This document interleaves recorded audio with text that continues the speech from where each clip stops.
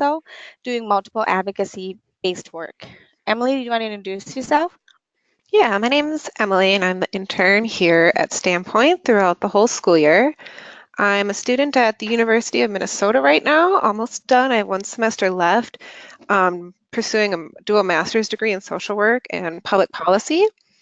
I have over 10 years of experience working in various mental health settings, but the majority of that being in an acute inpatient setting in which I still work. And I think of note, probably the biggest impact for self-care in my life has been through yoga. I've been practicing yoga for probably about 15 years, and it's changed quite a bit throughout my life and my practice, but a lot of the principles and things that I learned both about my body and my spiritual well-being and my emotional well-being have been through yoga that translates into all different settings of my life, especially work. Okay. Well, welcome again, everyone, to the webinar. And I just want to say that as we go through the webinar, if any one of you have any suggestions or ideas on self-care that activities that you do that have been helpful and you want to share it, please put that in the comments or in the chat area, and myself or Emily will read that so that we can share that with the rest of the people in the webinar. And this is an informal webinar. If you have questions and things, please feel free to ask them throughout the webinar presentation, and we'll get to them at the end, or we'll answer them as we go through as well. This actually is the first time that both me and Emily are doing a presentation, a webinar about self-care. So, this will be our first time as well, but we're really excited to talk about that with all of you. Mm-hmm.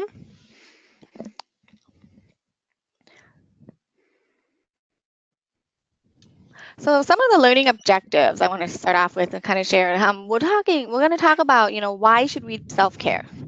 And what does an organizational culture that promotes self-care look like? Self-care is a lifestyle, and some current trends that we found are really helpful and easy to use as far as self-care goes.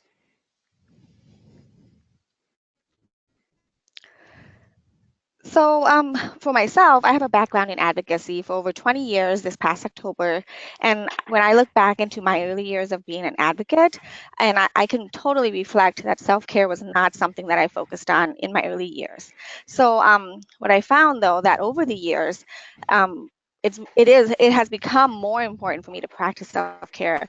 And I have also found that the only way for me to be able to do that is to be very intentional about it. I remember in the first year or two of being an advocate, I would go to trainings and I would go to conferences and we'd have meetings, and self-care would, and this is back in the like late 90s is what I'm talking about here. And I'd go to meetings and things and we talk about self-care, but it was like briefly brushed upon. Like, as an advocate, practice self-care, do what you need to do to take care of yourself. Those are the kinds of things that we were being told. But when I came back into my office, I never really knew like what is self-care? What kinds of things can I do that would help me take care of myself and be able to continue helping the people that I'm serving. And so as advocates working the DV and SA field, the work can affect our emotional, spiritual, and psychological well-being. We sometimes can get consumed with providing services and support to survivors that we forget the impact trauma can have on our lives. Daily, as we see and hear the victimization, we tend to carry these experiences with us. And if an advocate is a survivor, they may experience flashbacks as well. So the constant exposure to any type of trauma can take a toll on one's well-being. I think we can all agree that it's inevitable that we will be touched in some way or another from constantly giving of ourselves. And the constant demands of our jobs can cause us to shut down. And so once we shut down, how are we going to be able to continue to assist and help victims? One of the things that I've learned was the absolute need, to take care of myself, and that I needed to advocate for myself to do self-care, and that nobody else was going to do that for me but myself. And I've also learned that practicing self-care needed to be incorporated into the culture of the organization that I worked for and also into my own lifestyle for it to be effective. Self-care is not a one-time and done deal. It's something that I had to do continually, and it was something that I had to really include into my life, into my daily activities. And and what I also noticed that if we see others around us not practicing self-care, it can also cause us to not want to practice it as well. So acknowledging and recognizing that taking care of ourselves is not a selfish act. In fact, knowing that effectively managing stress can make each of us a more effective service provider. I mean, I think that's like the number one thing. So, as advocates, we talk about vicarious trauma, and that sometimes can be called like provider fatigue, compassion fatigue, secondary trauma, and that's experiences of having an exhausted heart, mind, body, and soul from helping survivors through their painful experiences. And if all of that is left unaddressed, we can experience severe stress, anxiety, anger, insomnia, all of those things that can limit our effectiveness and ability to do our jobs well. Mhm. And so, being able to manage that stress and take care of some of that mental and emotional health is an important investment in our ability to continue to do our work over the long term. And oftentimes, when advocates shut down, we tend to have burnout. We tend to have loss of passion for the organization's mission and work. And so, in order to prevent that, we have to take care of ourselves. And so, I feel like, we owe that to ourselves, we owe that to our families, and to the people that we take care of. Um, because essentially, you can't help others until you help yourself first. Yeah, so it's really common to experience secondary effects from doing advocacy work. And although this is sometimes positive, we can have positive secondary effects. I think the effects that we tend to notice or focus on a little bit more can be the negative ones, and that can be both psychological or physical, affecting well-being. And coming across in my research, I found a really helpful distinction between different types or levels, I guess, if you want to look at it that way, of secondary effects, and building a distinguishing between the four different types, which I'll talk about, can help kind of determine what course of action you might want to take to address some of those effects. So the four levels are burnout, compassion fatigue, vicarious trauma, and secondary trauma. And burnout being exhaustion related to physical, emotional, or mental states. And it may include a negative attitude towards your job, a negative self-concept, a loss of concern for clients, or a decline in professional motivation or adequacy. And it's a little different than depression, being that depression is an inward focus, but burnout is rather outwardly focused, usually towards work duties or experiences at work. It happens slowly over time and is highly correlated with emotional exhaustion. Individuals experiencing burnout may become disenchanted, overwhelmed with the stress of their job, and feel they're not impacting clients positively. And burnout can be connected to work conditions such as long hours, a heavy workload, low pay, or lack of professional achievement. And many people choose to just leave their jobs as a result of prolonged burnout. So there can be pretty serious impacts for both individuals and organizations if burnout is not addressed. And what burnout may look like for certain individuals might be a desire to escape, seeking distraction or arousal, or absence of meaning or purpose. And some things that management can do to address burnout can be deciding on guidelines for total hours worked, and this includes salaried employees, capping caseloads, and then having really clear communication and discussion about changes in policies, procedures, and schedules. Giving regular praise to workers, encouraging professional growth, and this can be through formal or informal trainings or opportunities to grow or learn more, and then encouraging a supportive work environment for all. The next level of compassion fatigue is the reaction of the first responder, so the advocate, due to overexposure to suffering of a client or several clients. It's cumulative over time, and it kind of involves absorbing the client's pain and can have serious impacts both professionally or personally. And advocacy work involves a lot of compassion and empathy as tools that we can use with our clients. And this can leave the advocate more vulnerable to the impact of compassion fatigue. And then there's an even greater risk of experiencing this when working with trauma survivors. And what compassion fatigue can look like is lower self-esteem, apathy, poor concentration, negativity, irritability, anxiety, guilt, fear, anger, sadness, feeling overwhelmed or drained, powerless, and having lapses in empathy. The next level from compassion fatigue is vicarious trauma, and this is usually linked to either one or a small number of impactful cases that you may have worked with.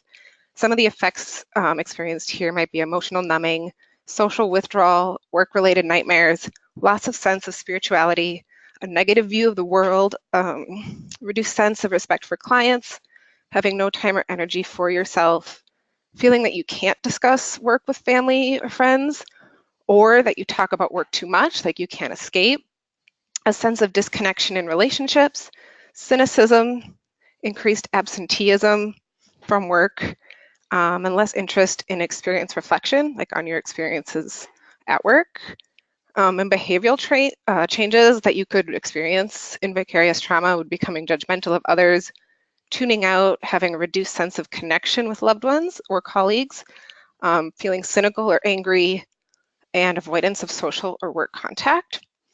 And secondary trauma is different from the others, namely in that it's more pervasive and symptoms don't resolve within 4 weeks. It could involve losing a sense of meaning and sense of self. And some of the symptoms are really similar to actual PTSD symptoms, including intrusive thoughts, dreams, flashbacks, avoidance of thoughts, negative thoughts, beliefs and moods, anhedonia, detachment, irritability, angry, hypervigilance, or memory problems. And so we actually have some handouts for you guys that are included here in the webinar that have an actual like self-inventory test and like scaling system that you can kind of determine where you might be as far as one of these levels. And then that would impact or could impact what response you choose to take or course of action in addressing those effects. Mhm. And I think all of the things that Emily talked about as far as burnout and compassion fatigue, vicarious trauma, secondary trauma stress, I mean, all of those things, we could be as advocates, we could be on different levels of experiencing that, and how we need to manage that or take care of that is going to vary as well. So being like just aware of what you're experiencing or being aware of what's going on can help with that. And the handouts, like that's one of the reasons I asked Emily to reformat it into PDF so I can include it Mm-hmm. in this webinar for all of you, is because I feel like we need to be able to assess that for ourselves. And in my experience, what I've known is that sometimes, people don't know how to assess that, and you don't know where you're at in that until one day everything just kind of like blows up, and you're at a loss for like what you need to do, and you feel super overwhelmed, and you want to like quit your job. You don't want to work at your job anymore. And so, Yeah. yeah, all of these things are like preventative things that you can do ongoing, and hopefully you utilize those handouts. But Or even just and taking them, like when I found them, I'm maybe not at a personal spot in my life right now where I'm experiencing burnout or compassion fatigue or any of those levels, but I still took the test to see kind of where I would be at it. And although I didn't think that I was experiencing that, apparently I was experiencing a little bit more of a higher compassion fatigue than I thought I was through my work. So I think it's just, it kind of builds a little bit more self-awareness too, as far as how you're Mhm. internalizing things and what you're telling yourself it looks like and Yeah, stuff like that. and It it can kind of changes, help. right? I mean, it changes over time. Like today, I might take the test and be, and score like this, but then tomorrow I might take it and then score a different score. So it's Mm-hmm. something that it's good to revisit. So, how an organization supports and encourages self care can affect whether staff partake in self care practices. Um, if your organization hasn't already, organizations can start by developing a plan for encouraging self-care within the organization. When we recognize that practicing self-care is essential for us to be able to do our work effectively, and that organizations have a responsibility to create an atmosphere that promotes self-care, we can then create a sense of organization-wide support in practicing self-care. And before I did this webinar, I was doing some research on, just some publications and things like that that I could share with you. And so I'm actually going to take this from a publication from the National Sexual Violence Resource Center. It's called Self-Care and Trauma Work. And NSVRC suggests that organizations can create a work culture that promotes self-care by incorporating some standard behaviors, trainings, policies, and simple changes in the workspace. So, you know, when you're at a meetings talking about that, consider doing some of these things within your organization to reduce some of the vicarious traumas and things like that. So, the first thing that I looked into was recruiting and hiring. In the recruiting and hiring process, like what can we do to kind of make sure that self-care is on the top of our priority list? And so discussing self-care with job candidates. So when we are out at colleges recruiting, or when we're talking to volunteers, or when we're talking with just people outside of our organization who might have expressed interest in doing the work that we do, have those discussions about self-care practices. And also when you are interviewing for the position, ask questions about self-care during interviews as well. One of the benefits of doing that, I find, is that, how a person answers you when you ask them if they're practicing self-care, or if, some self-care tactics that they use. Sometimes people will just answer basically by saying, yeah, I practice self-care. I go for a walk or take a bubble bath. Like, I feel like those are the two most generic answers. And the reason I say that is because I used to answer that way all the time. Whenever Mm-hmm. anybody asked me what I did for self-care, I was like, I will go for a walk and I'll take a bubble bath, because I didn't do anything else. In all reality, it was like I didn't practice very good self-care. I knew I needed to practice it, but I didn't really do it. And those are the two generic answers that I always, you know, went back to in my answers. And it's also an opportunity to like get more ideas from people, whether you hire them for the position or not. But it's, maybe they give you an idea or suggestion that you can really use.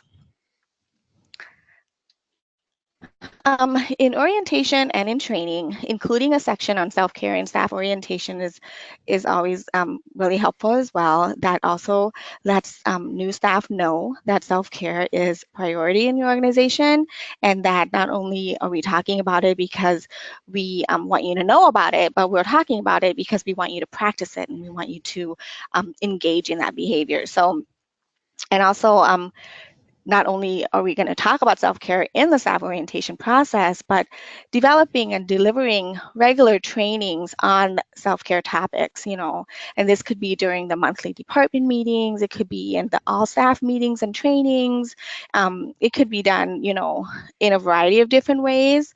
But I feel like having self-care be a topic that is one of the main priorities of an organization will ensure that staff partake in that.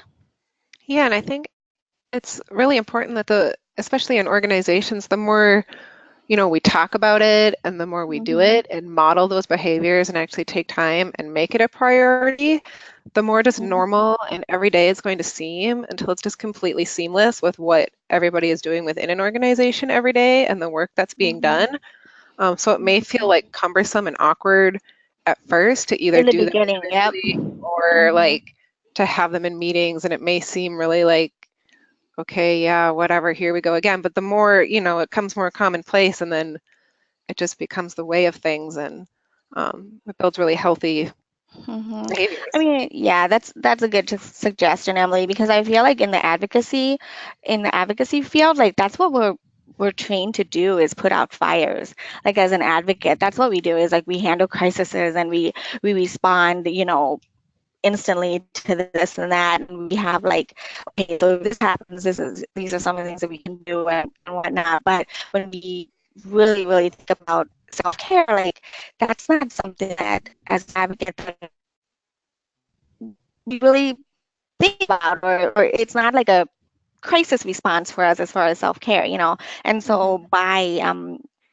by modeling that behavior or by constantly bringing it up to the forefront at meetings and things like that, it can create advocates to be more aware about that and to think more intentionally about it.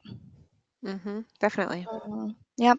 And as as far as managers and supervisors, like what managers and supervisors can do in part of their supervision is incorporate trauma-specific supervision into your supervision plans. And so, you know, if you have monthly supervisory meetings, or if you have, you know, if you set goal plans and things like that with staff, talk with them about their self-care. Make individual self-care plans with staff, like allowing time to debrief really complicated and complex cases, or cases that has taken a lot of time and a lot of maneuvering and brain work and leg work for advocates. Like those types of things all take a toll on our body and our mind, emotionally and physically. And so during your supervisory times, like allow for a time, you know, 5 minutes, 10 minutes, or whatever, for staff to be able to debrief and talk about that. And then also creating those individualized care plans with each staff can help promote that too. You know, letting staff know that, hey, as a supervisor, as a manager, like you expect them to be able to um, have a self-care plan and be able to um, do that as part of their advocacy work. Providing resources on self-care and wellness regularly is also really important. You know, this doesn't have to be a lengthy thing like a meeting or anything like that, but sending emails out or articles, if there's anything happening locally, you know, any of those local opportunities, you know, sent out or posted up on the bulletin board or things like that for staff to see regularly can also keep self-care on the forefront of priority as well. And so having management send those notices out, or having management like post that up or email that out, also puts like an extra push on it, because it's like saying that your manager, your supervisor supports that and encourages your involvement. And if it means like, you know, if the activity, say, is taking place during the day, during the work day, and it's an hour fitness activity or yoga activity or whatever, and it's something that you wanted to partake in, having your supervisor be the one that pushes that out or whatever kind of can allow advocates to feel more like, hey, it's okay for me to take time off during the day to go and do this activity. So that would be helpful as well. Creating policies that support reducing vicarious trauma, that's also really important. You know, a lot of times in our work, we know that you work an 8-hour day, that, you know, you're supposed to take breaks, you're supposed to take lunch break, but a lot of times as advocates, we kind of just come to work and we work until the end of the day, and we eat lunch at our desk and we take a break whenever we can. We just, you know, but we really aren't intentional about it. And I think that a part of policies, what managers and staff can talk about is having that adequate break time and time off time, and talking about, you know, what does lunch look like? Do you eat lunch at your desk? Do you eat lunch outside of the office in a break room? You know, what is the expectation for that? And I think almost everywhere that I've worked that I can remember that's coming to mind right now anyway, is pretty much everybody eats lunch at their desk most of the time, unless there's like a special lunch Yeah, I'm guilty of that. like going somewhere or something. Yeah. So, and I'm thinking like there's always like a space provided, but people don't really use it that much because they might feel weird like being the only one that takes their lunch at this in this like room or at a table or something. And so I think like maybe inviting someone to eat with you so you are both then taking the time rather than just working through, your lunch or like staring at your computer for Mhm. all day is not really that healthy for you either. So if you feel weird about like using the break room or the table or whatever it is, inviting someone to sit there, and it might become more of, the standard in the office then that people do take that full time and dedication for lunch to take a step away from their work rather than just working straight through. So it can be a little weird and awkward, but I feel like it's a good practice that I myself am guilty of, eating lunch at my desk Yeah, all the time. I So know I'm guilty of that too, and I will just heat up my lunch and come back to my desk and just be on my computer or check email or whatever during my lunchtime. But I think what I should start doing as I'm talking about self-care is just letting my coworkers know, like, okay, so this is my lunchtime. Um, Unless it's like an emergency, I'm not going to answer the calls or whatever. But I think making those announcements might be helpful. You know, just yeah, definitely. announcing to your coworkers, like, hey, I'm going to take my 15-minute break now. And And for it's a this good 15 time to minutes, build, more supportive and communicative relationships throughout the office too, taking, hmm lunch together rather than always staying kind of working in silos, just always remaining in your office or at your desk and staying there all day and eating your lunch there. It's like you come in and don't barely talk to anyone. So it's not just hmm another opportunity to build good communication with your yeah. coworkers too. I agree. Okay. Security protocols. So having policies about security protocols can also lower stress for staff as well. I mean, doing the work that we do, sometimes there's some risk involved. I mean, coming into a building that is dark or whatever can heighten anyone's sense of security. So I think you know, take that into consideration when you're creating your policies, whether it be having leave at the same time or um, leaving a light on in the hallway or whatever it needs to be done within your organization. Just, this can all be individualized. And so, okay, so I'm going to take a break right now, which is a good time to answer a question. So Raina just gave me a question, and the question is, what if you don't have a break room? And if you're the only staff in the office? Yeah, so me and Emily did talk about this. And we kind of was like, as advocates, sometimes it's hard to be able to take a break, or sometimes if you're the only one in the office, like, what do you do, right? Mm-hmm. Mm-hmm. So, um, then my response would be, if you don't have an actual break room, is there an area within your office that you can just make like a small corner or whatever, be like an area where you can go to that's away from your desk? And I want to stress the importance of it just being away from your desk, even if it's Mm-hmm. not an actual room or if it's not an actual like other building, um, it's away from the computer and the phone, okay? And Yeah. then that kind of ties into, what if you're the only staff in your office? Like, how can you go away from your desk or your phone and not come back and take those calls? So then I would want to know, do you have other staff in other offices? So I remember when I was at the crisis center, some of the staff would be in individual offices, being the only advocate there, but we would also have um, other advocates in other offices. Could you transfer the line to the other office or things like that? So you have to be creative in that, in figuring out a solution for that. But if you have like if something you can talk to with your supervisor about it, it's a plan that you can come up with. But you know, it it's going to have to be individualized, and I do recognize that there are some advocates out there in rural Minnesota where you're the only one. You Mm-hmm. know, do you have anything, Well, I'm just Emily? thinking too, for the situation where somebody might be out in the community a lot and maybe have an office but not have that be their primary place where they're working from.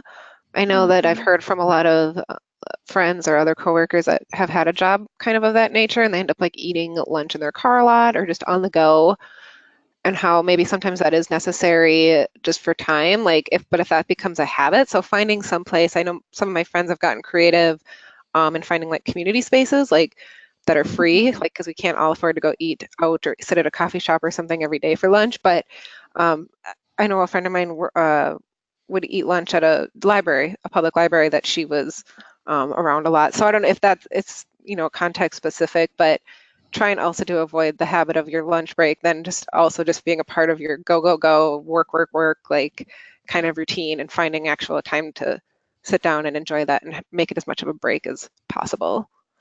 And I think it's okay. Like, if you're the only one in the office, like, if you were to set your voicemail to be, I'm going to be out for 30 minutes, I will return calls at such time or whatnot, like, that's healthy and that's fine. And it's good for you to be able to take that break. And if you need it, then take it. I think it's okay to return messages and things like that when we need to, just to take Mm-hmm. care of ourselves, and then have it be standard, like every day from 12 to 12:30. That's when our lines are going to be down, and my line is going to be down, and I'm only going to be taking messages, and then people will then start to just know that, and Mm-hmm. will wait until 12:30 to call or something. I don't know. I mean, it does get tough when you're the only staff person in the office. Mm-hmm. Okay. So creative workspaces is something else that I found it when I was doing some research. Having workspaces that are welcoming and inviting can also help.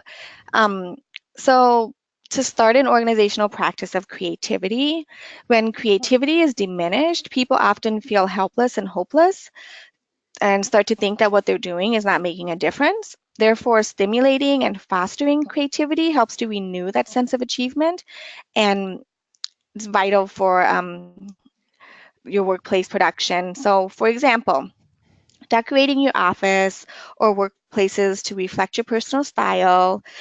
We forget that physical space and colors, textures, stimuli in our surroundings, how that can all affect our mood, right? So, by having plants, artwork, lamps, a space can be changed into a relaxing environment for all that come into it. So, this is helping to set the stage for those research as well to feel more at home. And it's something that we can do at, like, maybe an all staff meeting, get everybody involved, talk about your office space, discuss ways to decorate that will revitalize the workspace. And then maybe at another meeting we can kind of encourage staff to maybe paint a picture, or maybe talk about, hey, let's paint the walls, um, or things like that, to put into our workspace so that it feels like comfortable and relaxing, and a place where we want to spend our 8 hours of our day. Yeah, I think that Um, people tend to kind of put their physical well-being as far as like comfort, like mhm, underestimating how much that can affect the stress that you're feeling both on your body and emotionally. So, and that includes like what you're looking at. To me, I mean, my physical space is what temperature I'm working in and what kinds of things are there around me to look at, and like the chair or, all those things about your physical well-being that can actually contribute quite a bit to stress that you might be experiencing emotionally. So, I mean, my advice would just be to not really underestimate how impactful those areas can be as well, too, yeah. definitely. hmm And some organizations actually encourage, like, outside support from counseling, health and wellness services, something similar to like an employee assistance program. So check within your organization. Some organizations do have that and do pay for, like, maybe the first, second, third visit or things like that. But each organization has different things and different things in their policies. But if it's something that your organization already has, be aware of that, utilize it. If it's not, then maybe that's something you can look into having for employees. Yeah, and I know that I'm no insurance expert, but as far as I know about insurance, many will cover or in their within their programs rather have services for therapists and therapists. There's some therapists all around the state too that specialize in Mm-hmm. providing therapy, like therapists for therapists, more or less. So therapy for individuals that work with a lot of like compassion fatigue or vicarious trauma um, types of experiences. So that could be Mm-hmm. something if you were interested to look into that to see what options were available. I know that therapists specialize in that, so Yeah, that and can be we don't. particularly helpful. So I know that there are therapists that specialize in that, but we didn't compile a list for everyone because it's all over the state, right? And I'm sure the list is going to be longer than what we had. So we haven't created anything yet. But if that is something that you're interested in, shoot me an email, and then we'll kind of compile the list that's local to you and send that to you. Mhm. Um, I don't want to underestimate how important that is, and I'm glad you brought that up, Emily, because I remember back in the day, I was experiencing that, and I wanted to use the EAP that was available through my organization, and I went to see a therapist. Mhm. The importance of finding a therapist that you can connect with and that understands the work of advocates is really important. I had one session with that therapist and I left so frustrated. She didn't understand like the experiences of an advocate. She didn't understand what it was I was going through and suggestions and things. Like just actually the questions that were asked of me during that 1 hour meeting, initial 1 hour counseling session, like didn't help me at all and didn't benefit me at all. Mhm. And it kind of set me off, like, kind of set me, like, I didn't want to use a therapist anymore. Like, it took a lot for me to make an appointment with a therapist in the beginning and then going to one and then having that negative response from it myself. It made me not want to go again. So, you know, ask around, get referrals, ask other people who they've used that is good. So from having personally a negative experience from that, I wouldn't want anybody else to go through that. Yeah, unfortunately, that is sometimes Hmm. how the ring goes for finding a good therapist. But Yeah. hopefully, the chances of that happening are a little lower when it's somebody who specifically specializes in that type of care or therapy. Hmm. So, Yep. yeah. Hmm. And so the next part of our presentation is going to talk a little bit about self-care as part of your lifestyle. I kind of talked in the beginning about how self-care is not a one-time and done thing, that it really does have to be something that you do incorporate into your life. It's things that you do daily, it's things that you do routinely, and for it to be effective. And so as individuals, we can begin by recognizing that the work that we do is going to affect us. And that is normal. You know, the very nature of the anti violence work is physically and emotionally taxing. Um, and I wanted to give you some suggestions on practices that you can use in your daily life.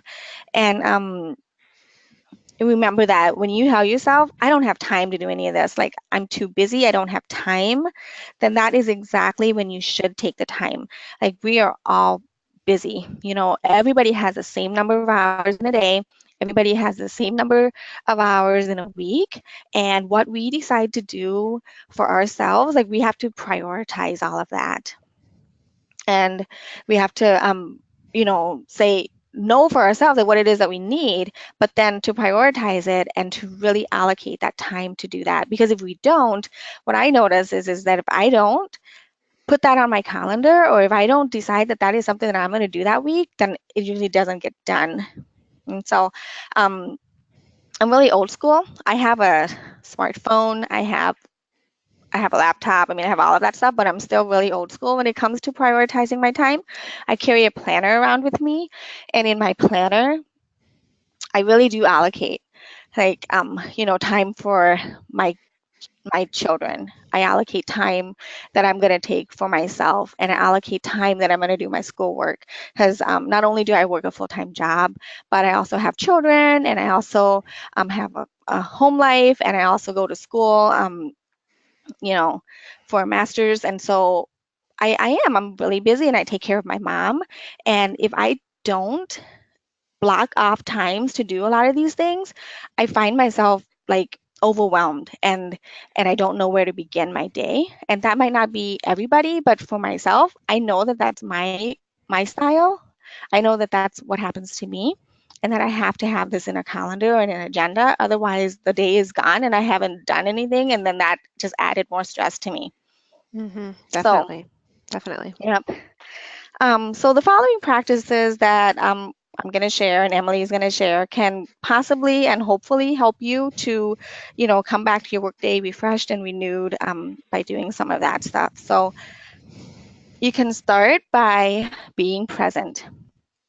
So, being present is being aware and living in the moment rather than dissociating from yourself. There's ways to do this and they vary greatly, but you can start by developing a mindfulness practice. So, mindfulness is a technique that helps to cultivate an intentional awareness of the present moment and consequently helps us to develop more skillful and creative responses to life stressors. Engaging in like simple practices such as maybe like in the beginning of each day, you take a handful of deep and slow breaths, or maybe quietly repeating a phrase that brings peace or grounding to you. I mean, those are two examples of a mindful practice. Um, what I also like to do sometimes in moments throughout the day, especially when I'm feeling stressed or overwhelmed, and in these again, I want to remind you are simple and quick techniques that are for when you are feeling like um, stress and overwhelmness like in a moment, right?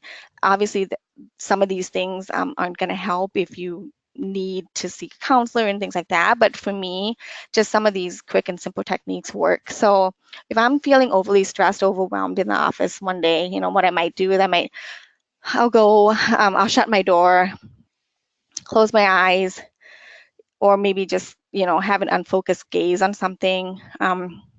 Inhaling deep breaths and then just letting my shoulders inch up around my neck and then exhaling slowly, letting my shoulders release downward.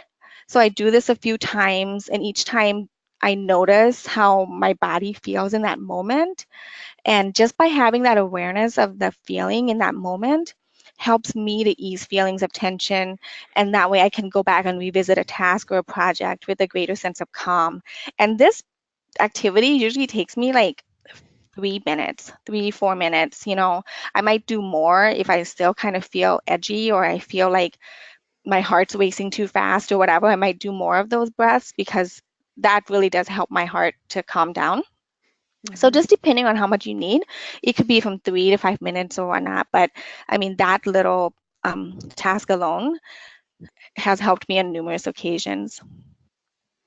Choosing your involvement, I think, is also really important. So, choosing your involvement in various activities around the office, personal activities that you have outside of work as well, gives you control over your own happiness instead of the other way around. So, give yourself permission to opt out of things that you don't feel comfortable participating in.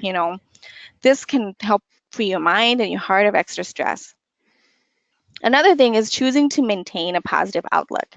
So, having a positive attitude actually is really contagious, even in the face of difficulty. And by putting that negative energy out, sometimes it can perpetuate more negativity instead of inspiring that healing that we strive to do every single day. So, when things around you begin to go to a spot of negativity, just excuse yourself and go to a place you feel at peace. Or if there's conversations going on in the hallway or there's things that are happening that are giving you this sense of negativity, just say, I'm going to go back to my office and shut your door or whatever, because then the people around you will soon understand and recognize that you are not someone that likes to participate um, in those activities, and then they won't burden your time and your energy with the pessimism. So just removing yourself and feeling like it's okay to remove yourself when you need to from that negative environment is good too. Okay. So setting an example of practicing good care, like that's really important. Not one person can do this in an organization and change the culture of the organization. It really has to be all across the board from, the top down. And so acknowledging that advocacy work is challenging and that having a healthy life and work balance takes a lot of practice and intentionality. And some ways that I find, you know, that is helpful in having that healthy work-life balance is to just continue working at a sustainable and reasonable pace over time and encouraging your coworkers and your staff, if you're supervising people, like to do that too. Like if you're modeling it, you're doing it and encouraging people around you to do it, you know, that tends to help other people find a good work-life balance. Um, openly, in the office, share things about the times that you spent with your family, people outside of work, maybe talk about your pets and things like that. But that allows for engagement um, outside of the work that we do that can help, that can really help you.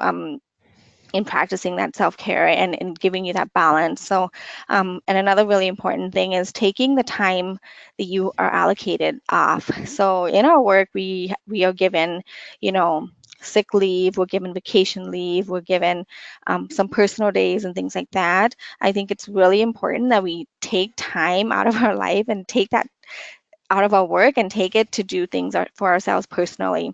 Like I know some of the people I've worked with before won't take time off. Oh, I'm not going anywhere. I don't have anywhere to go.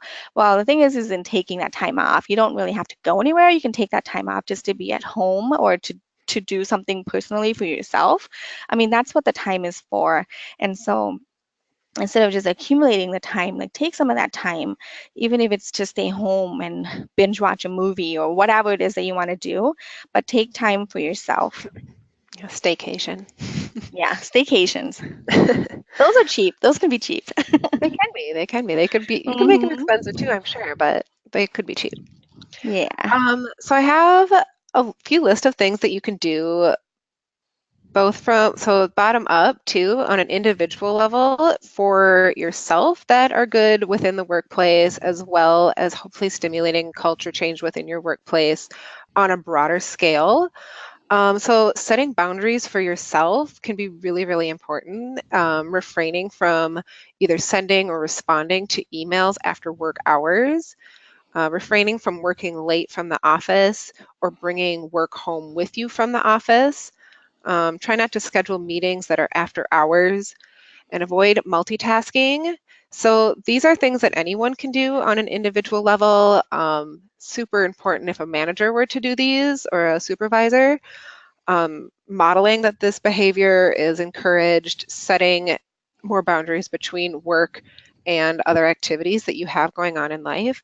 And it is okay to set boundaries for yourself. I mean, I know Ty mentioned it earlier, but advocating for yourself is so important. We spend so much time advocating for others and helping others that we either forget or don't want to, or it's uncomfortable to advocate for ourselves and speak up and say, I don't think it's appropriate that I need to answer emails outside of work. And maybe there's a time and a place that you do, but Hmm. um, responding to emails at 2 in the morning all the time, just because, Right. just to get it done. And so work is just always on your mind and you never really get a break from it. So Yeah, but I've, trying, and Emily, when me and you talked about this before, like I just want to acknowledge and recognize too that advocacy work sometimes, like I get it, I understand. I was an advocate for a number of years as well, especially for if you're an advocate in a small program, you might be on call and you might Mhm. be on call 24/7, and you don't really feel like you do get a break because even after hours, you still have that on-call phone on you,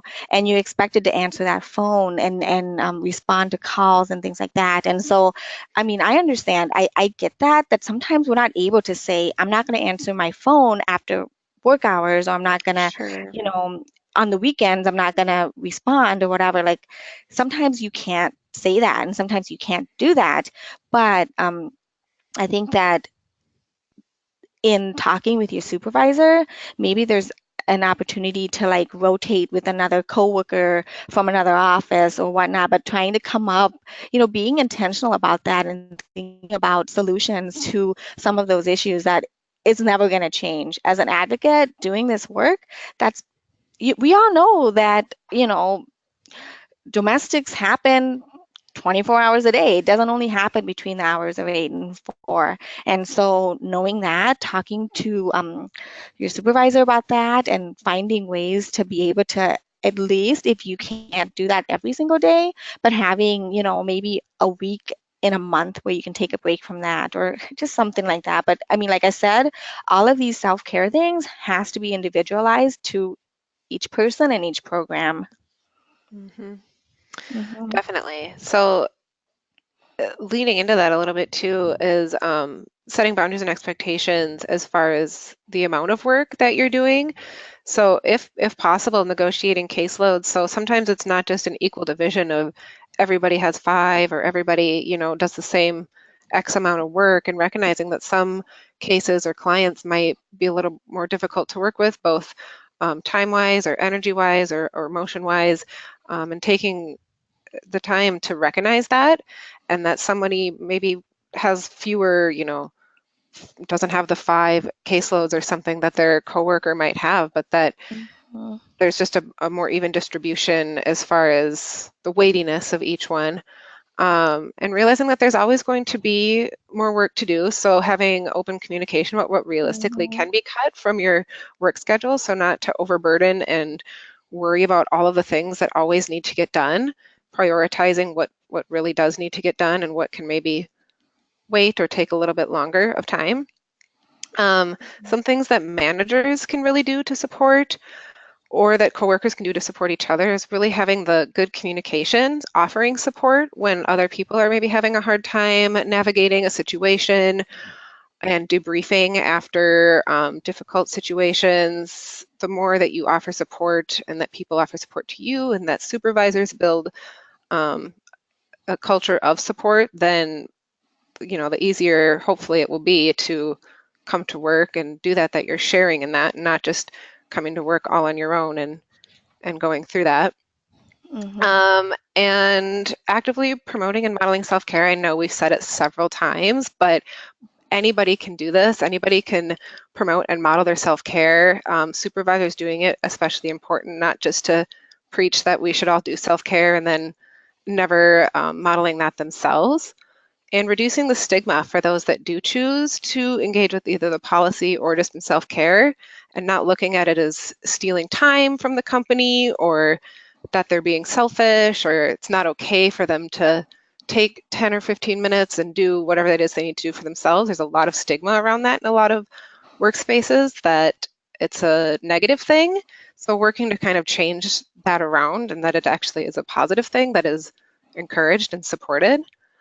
And then supervisors can also model the boundaries of maybe not sending an email that's addressing something that does not need to be immediately addressed at 2 in the morning, or setting the standard that always work, until a certain time, so then other staff feel like they must always fall in line with that. So a lot of modeling behavior is very, very important. And kind of hold people accountable to doing self-care sometimes. Sometimes Yeah. people need that push, and they just Hmm. need that push to be like, hey, take your break. I will cover the phone for you. Or just being supportive of one another. Just, yeah, holding people accountable to taking care of themselves. We do that a lot here. I Yeah. sometimes have just holding people accountable just to take care of yourself. Like sometimes we forget to take care of ourselves. And so if you notice a coworker doing that, like say something. I mean, don't be mean about it, but I care Yeah. about you type of approach. Um, Managing stress. So when it comes to stress relief, we need all of the help that we can get. Stress is inevitable. We're gonna have stress no matter what it is. Personal stress, work-related stress, like, you know. So finding a way to kind of manage that for yourself, being aware of your own symptoms of stress before they become severe, and establishing clear, realistic stress management goals are really important. And incorporating all of that, the support that you have, and and any planning that you need to do prior to that to make it work is helpful. I know Emily has some things that you can do to manage stress that are short term and long term that she can share. So I'll let her share some of that. Yeah, so recognizing that all of these are going to be different for each person. So some people might like to go for walks more or journal more. So I just have a list of possible suggestions. And I would encourage, if you've never tried them, to give them a try. Even if it doesn't sound like your cup of tea, it may just be what it is that you like, and really trying to build a practice of being aware of how you're experiencing that, both physically and emotionally, after you do it. Is it a certain time of day? Did you do it for a certain amount of time? What was going on? How did you feel before and after? To kind of help gauge what techniques work the best for you. So these are things that you could do at the office or home or in a multitude of scenarios, I guess. Um, Bears mentioning that when I'm talking about relaxation techniques to combat stress, I'm talking more about an active type of relaxation rather than what's been coined as like passive relaxation, like watching TV, although maybe relaxing.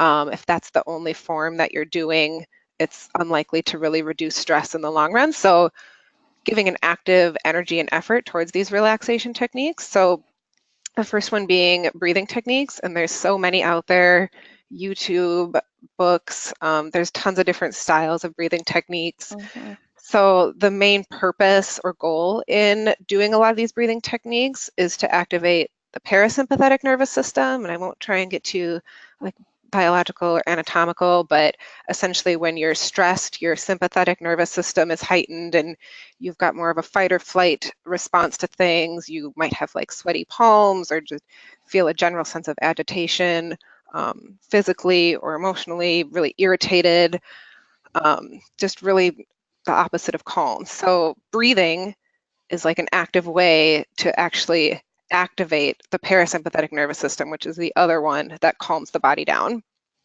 Going for a walk, preferably outdoors if possible, though the worst season of walking outdoors is upon us. So maybe if it's a nice day here in Minnesota, you could try and go and do that.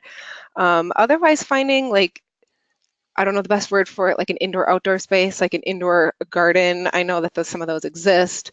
Um, or just going for a walk indoors. I know Ty likes to go for walks at malls sometimes, Yeah, we which is talked about that.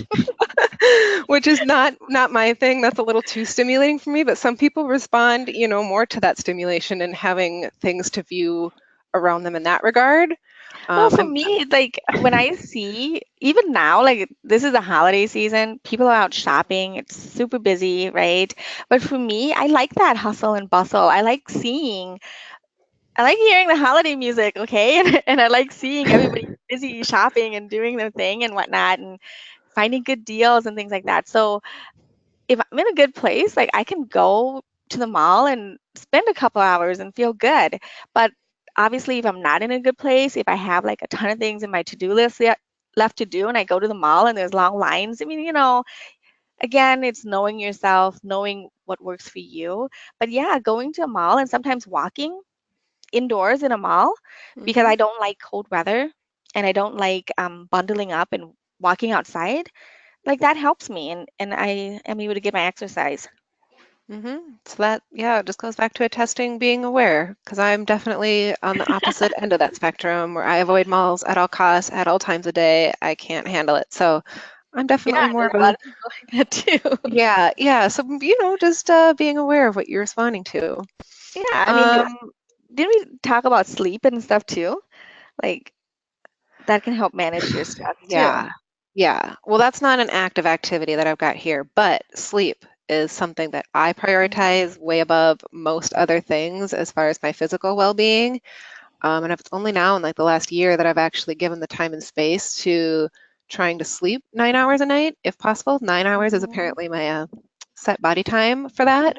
And I feel like that's one of the first things to go, though, as a busy Mhm. adult for a lot of people, a lot of my friends and family that I talk to, too. If there's a lot to be done or there's just not enough hours in the day, sleep is one of the first things to go. It's okay, I'll just sleep for 4 hours, and doing that night after night. And No, but what I find, Emily, is when I take away from my sleep, which I agree with you, like sleep is the first thing that I take away from myself when I get busy, right? But what I find the next day when I come to work then is I'm a little bit more irritable. I'm cranky a little bit. I'm short sometimes, so the effects of that like show right away. And I agree. Like I think we need to know. Some people like you said you need 9 hours of sleep. I could mhm, probably do with six, right? yeah. But when I'm talking like when I get like 4 hours of sleep or 3 hours of sleep, I can tend to get that way. And I'm not saying, don't come to work the next day. I'm saying like know yourself. If you know that that's how how you behave or the behavior that you tend to go to if you have lack of sleep, then don't bring that stress onto your coworkers. Come to work, know that for yourself, share, communicate with your coworkers. Hey, I had a really bad night last night. Um, I didn't go to bed for whatever reason, like for me, it would be I had a paper to write or something like that. So I'm gonna shut my door and just do my work, right? I'm not saying you need to like miss a ton of work because of it, but again, know yourself, like Mm-hmm. know your behaviors, be intentional about what you're doing, and your coworkers probably would be appreciative of that. Like, oh, great, thanks. Thanks for letting us know, you know, instead of being short and snippy. Right. Keep trying to Mhm. interact with you, and you're just going to continually be short and snippy. That's how I get too, so I get it. Yeah. Mm.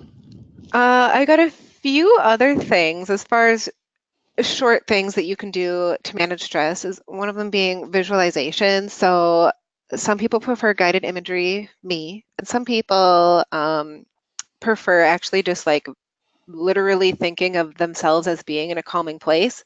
So like on a beach is one of the more That's common ones me. that I hear. Yep, Yeah. that's me. Or it Mhm. could be anywhere. Some people envision just being like in their bed because that's comfortable, or being in the forest, like camping, or whatever it is for you. So it takes a little bit more imagination. I prefer more of like a YouTube style guided imagery that you can get them for all different type, 5 minutes, 10 minutes, whatever, that they'll just guide you through it. But this has really powerful effects to ground both yourself and calm the body. And then one of the huge ones that I'm a personal proponent of, I'm very biased, I really love it, is progressive muscle relaxation. You can do it on your own. You can also find YouTube videos for this as well. It's essentially going through like all parts of the body. I can't remember if it starts at the head or the toes now, but it starts at one end of the body and goes through. So like, clenching your feet and then releasing them, and then clenching, your calves and releasing. It goes through like each portion of the body, holding the tension, releasing it, for a certain amount of time.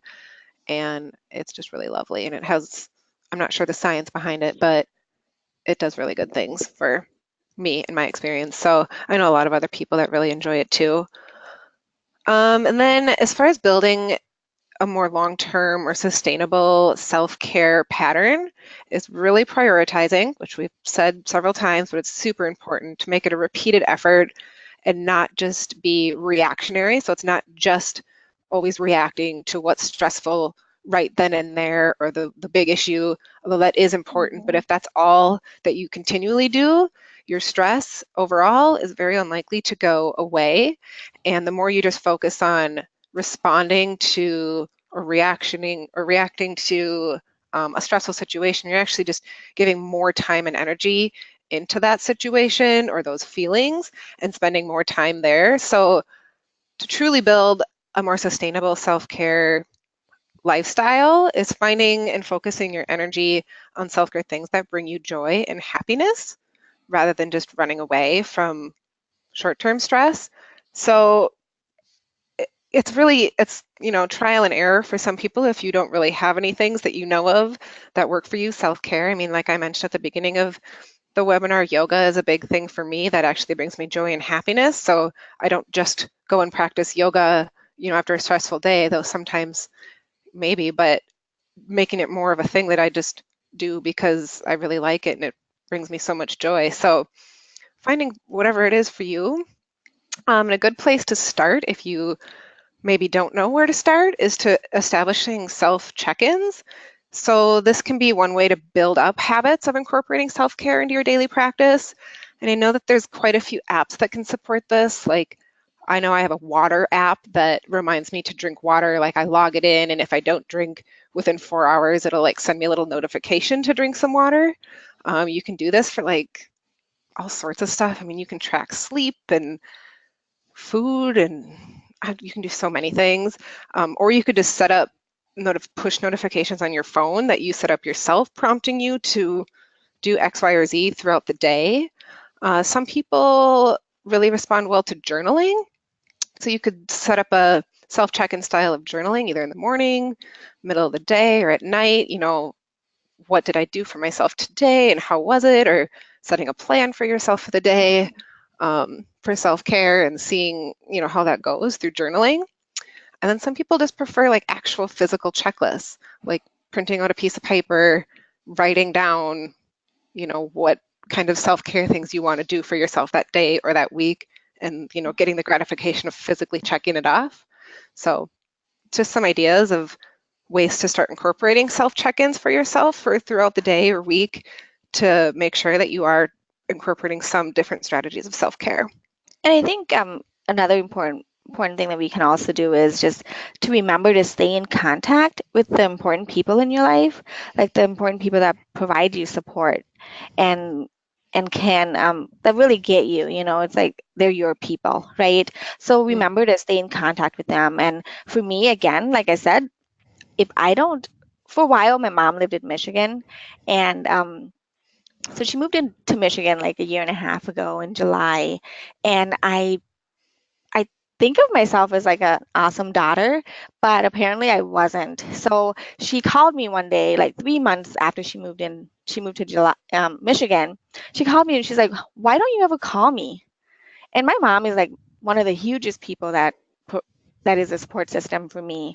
And I was like, I think about you all the time. And she's like, yeah, but you have not called me once. It's been 3 months. And I was like, oh my goodness. So again, if I'm not intentional about it, I will forget about it. And so remembering like to stay in contact with the important people in your life, what I ended up doing was I put her in my calendar. I'd be like, okay, 2 times a week, I am going to call my mom, and I put it on my calendar for the time, and I set it on my phone as an alarm for me to do, and then I remembered to call her. And so we're going to go back to this again. And I know me and Emily are like preaching this like crazy, but it does have to be intentional. And it's things that you have to prioritize in your life and know that that works for you and that helps you to feel good. So you schedule it into your calendar, you schedule it into your life, and then it just becomes a habit.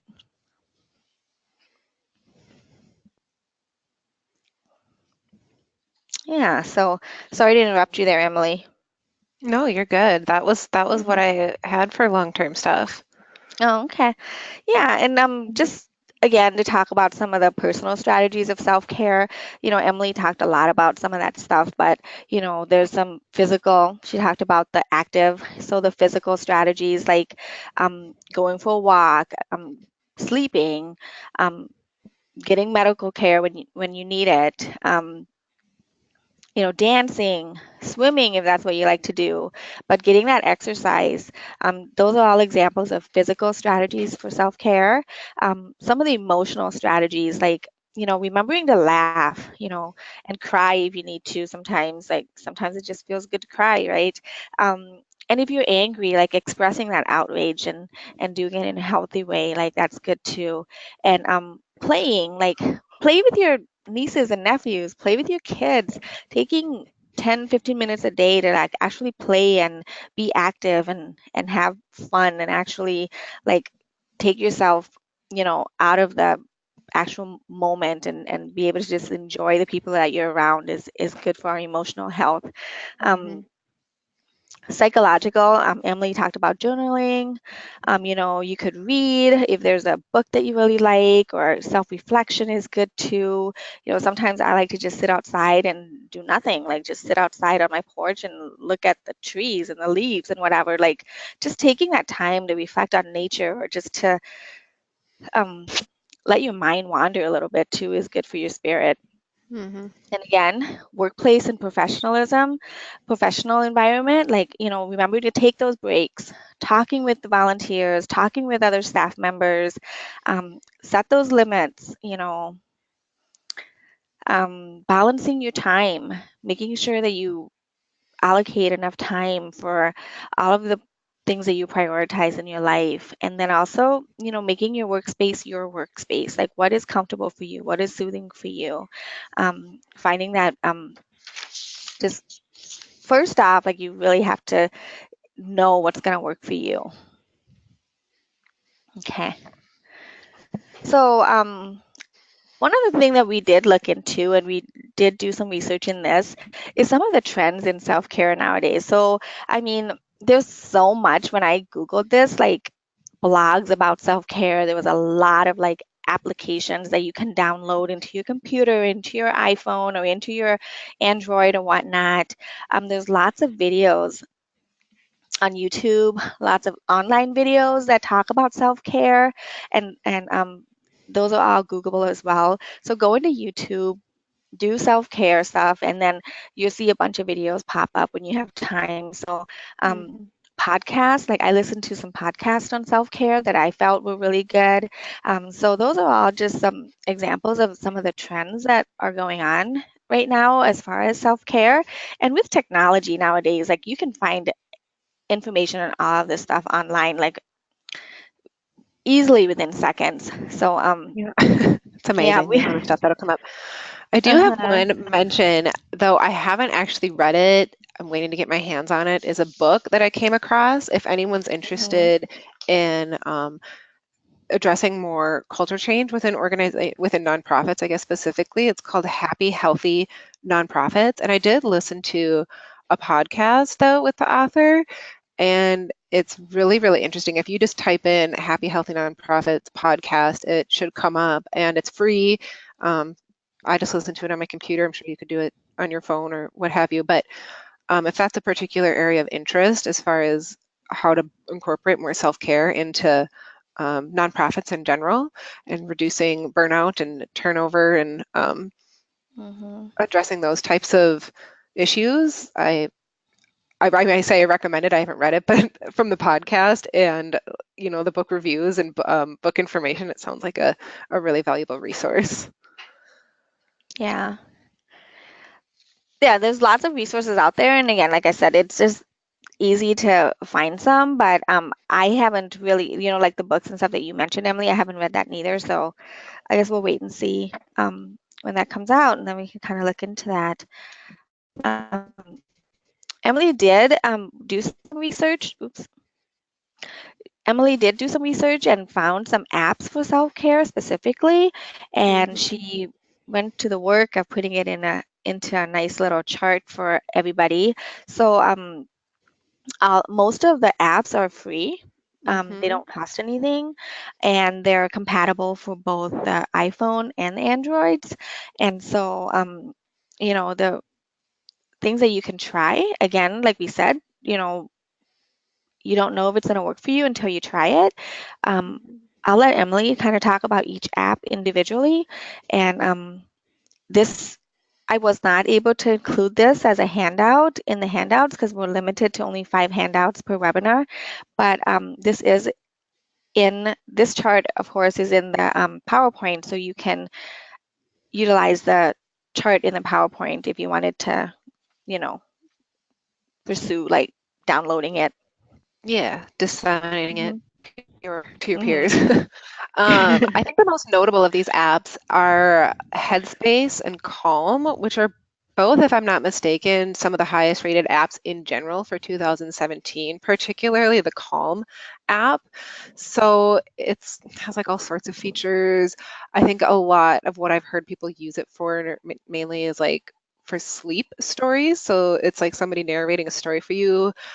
I mean, kind of similar to children at bedtime. Somebody's like telling you a story, and it's supposed to help if you have trouble, difficulty falling asleep. It also has breathing exercises in it and music. A lot of these are dealing with, yeah, kind of meditation, mindfulness guides. I believe the Shine app will send you like I think you can set it up for the time of day.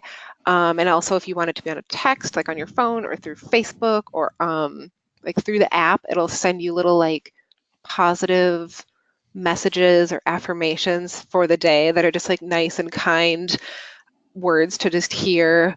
Offers well-being advice. I think the only paid one on here is acupressure. If you're really into more physical means of grounding, it can teach you I think it gets quite descriptive with the anatomy and like descriptions for what it is that you're actually doing, like physically, but it's like little like points on your hands or your face. It's certainly not like you need someone to do it to you. It's meant to be like acupressure points you can do on yourself. And these are all available on iPhone for sure, and some of them are called something different. There's a very similar app for Android. Um, yeah, so there's tons of ones out there. These are like the most popular ones I found and put into a table. But if you're interested in pursuing, different types of self-care, there's pretty much an app. There's an app for that, like they say. I mean, there's really so much out there, and if not, then there's a YouTube video. But I just know apps are becoming so much more popular. We all have our phones on us all the time, so these are an easy resource to kind of tap into anywhere, literally, because Mhm. you always have your phone. So Yeah. yeah, yeah. Yeah.